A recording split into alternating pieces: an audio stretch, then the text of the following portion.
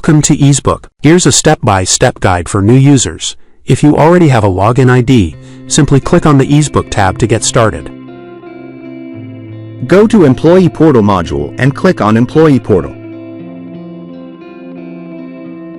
Go to Process, then to Leaves and click on Leave Request. Select Backup Employee. Select Leave Type, whom employee requested the leave.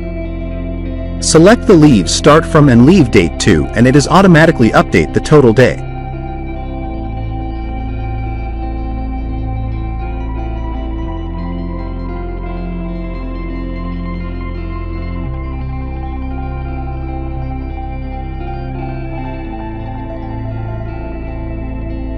Write the reason of the employee leave, why he want leaves, in the narration box. Navigate to Submit option and open the list and click on Save and Index.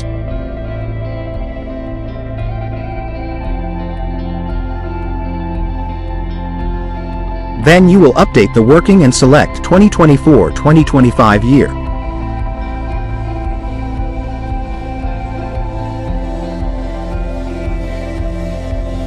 You can also print document by clicking on Print icon, and then another window will show up.